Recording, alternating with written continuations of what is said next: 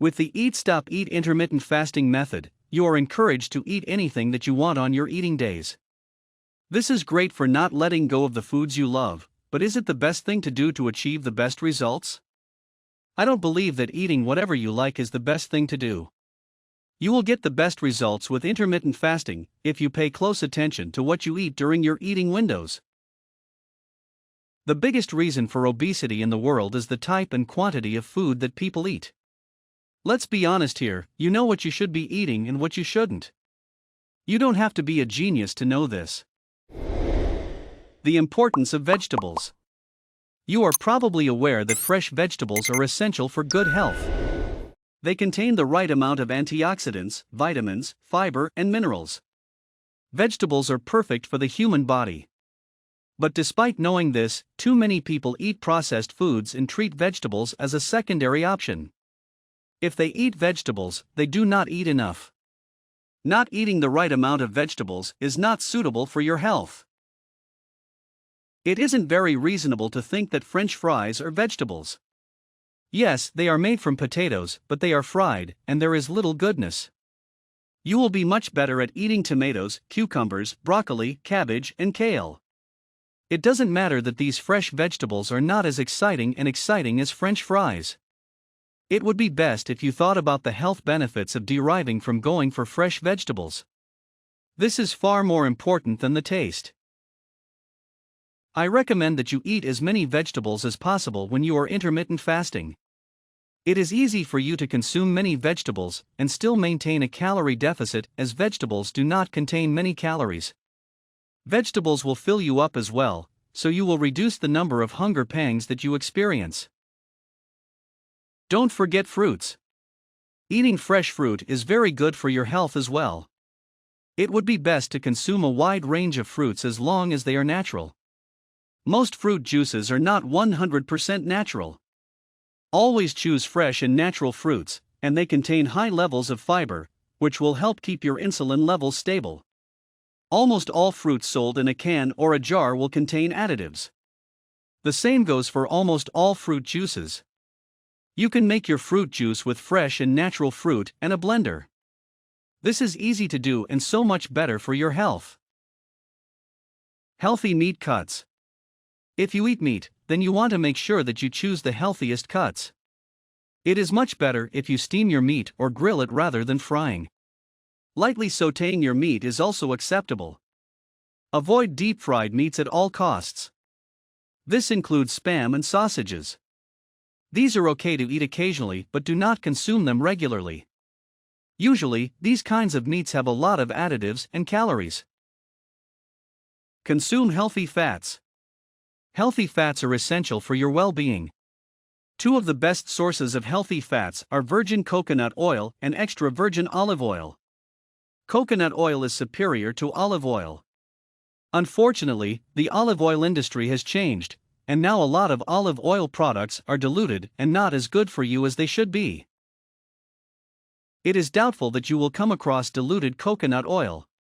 It is very beneficial for your health, and it is not bad for cholesterol, as some people will have you believe. There have been many studies recently that prove that coconut oil is really good for your health. Eating junk food and intermittent fasting. With most intermittent fasting methods, you will still lose weight even if you eat junk food. But losing weight is not the only thing that you should take into consideration with intermittent fasting. Use it to provide you with other health benefits too. If you want to be healthy, then you need to eat healthily. A lot of people exercise regularly, but cannot achieve their health goals because their diet is poor. Your health is more important than anything, so always watch what you eat. Find a healthy diet that is right for you. This is not a healthy eating guide, but I consider it essential to include it in this video. There is a ton of information online about healthy eating, and you should be able to come up with a diet that you will enjoy that is also good for you. So when you are at the grocery store next time, forget about those processed foods. Go for fresh fruit and vegetables and healthy cuts of meat that you can steam or grill. Also, stock up on coconut oil so that you are getting a regular dose of healthy fats. So you now know that intermittent fasting has many benefits for you apart from steady weight loss. What you need to do now is make a start with intermittent fasting. Because there are several methods available, many people tend to make starting more complicated than it is. There is no need to overthink this at all. You don't need to think about it hardly at all. You are already fasting every single day with your sleeping cycle each day. Whether you sleep for 8 hours a day or a little more or less, you do not consume any calories while you are asleep. Build on what you already have. What does this mean? It means that you can do it and have had years of practice. It also means that you have a block of hours every day where you are already fasting, and you need to build on this. During your waking hours, do you think about food and eating every second? Of course, you don't. There are times that you are hungry, and you eat when this happens, but that's it.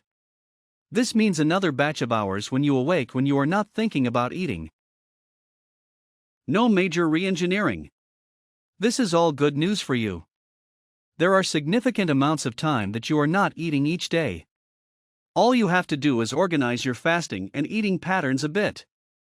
You are not looking at any re-engineering here. This is not something completely new that you will be doing.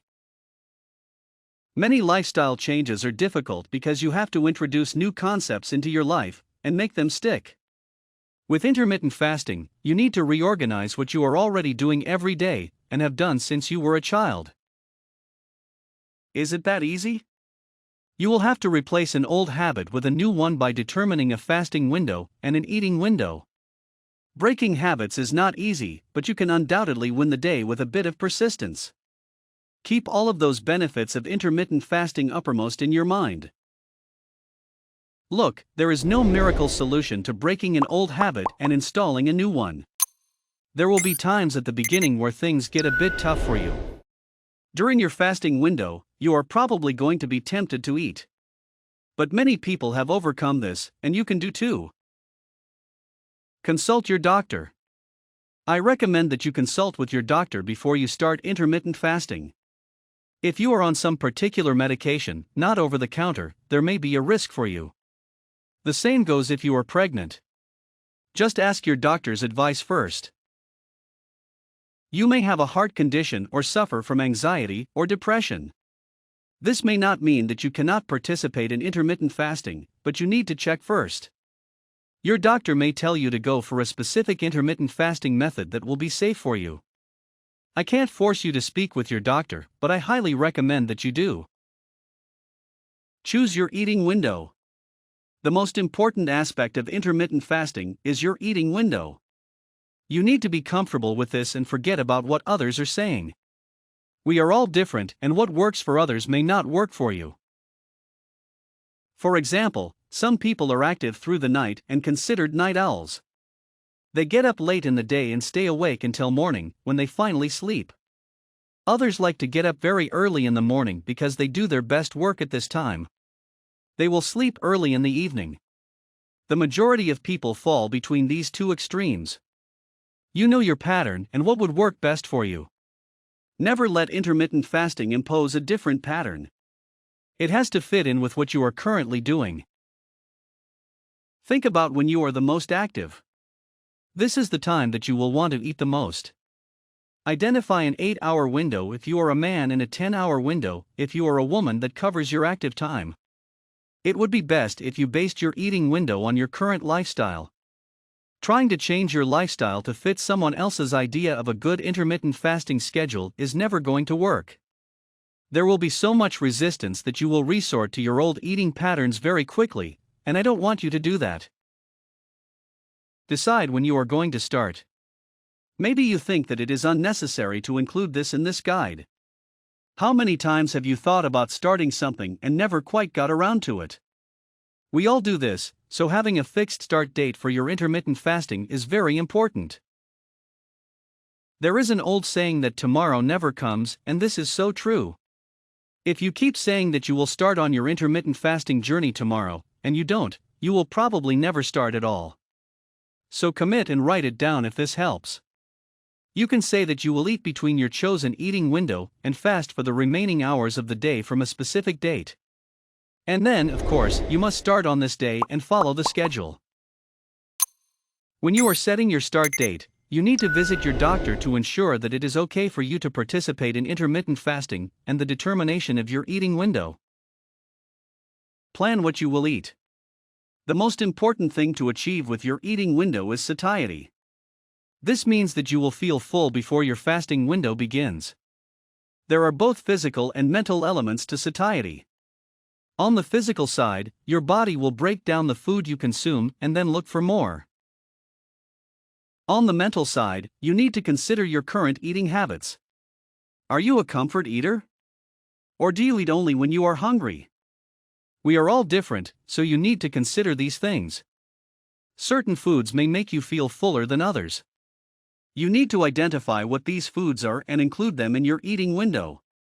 Foods that have a high fat and protein level will tend to fill you up more than others. You may not get this right the first time around. It may take a few days or even weeks to find the right combination of foods that will make you feel full in your eating window. That's okay, stick at it. Check for cravings here. Remember that satiety is physical and mental. You aim to reduce the cravings as much as you can during your fasting window. If you experience a desire, drink a whole glass of water and see if that satisfies you. Otherwise, you will need to make some changes to your diet. Think about the best eating window for you. Is it going to be best for you to eat as soon as you wake up? Or perhaps it will be better for you to fast for a while after getting up and introducing your eating window around lunchtime. Having a large meal before you start your fasting window usually works well. If you are on a plan where you will fast for 24 hours, then decide whether the weekend days will work well for you or not. It may be better to choose weekdays as you will probably have a lot of things going on to distract you from the thought of eating. Don't be afraid to move your eating window around if you have to. You may experience a slight dip in results when you do this, but it is better to change if your current plan is not working. Think long-term here. Plan for exercise.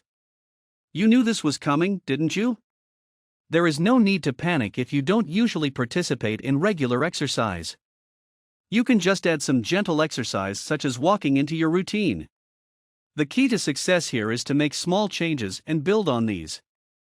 So initially, you could do some gentle stretches or go for a short walk, for example. I am not suggesting that you have to go to the gym for hours.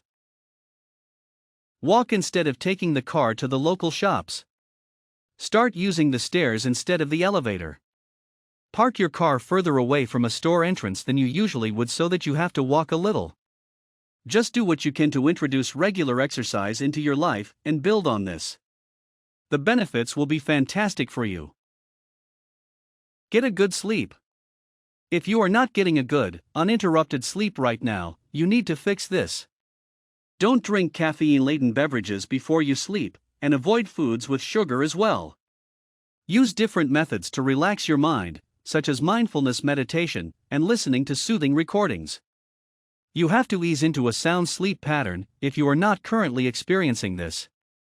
Prepare yourself mentally for a good sleep each night. When you do sleep well, it is less likely that you will wake up feeling hungry. If you are hungry, drink water. If you feel hungry, you do not need to run to the fridge and find something to eat. Take the time out to monitor your hunger pangs. When did they start? Did they last for a long time? Was it that unbearable?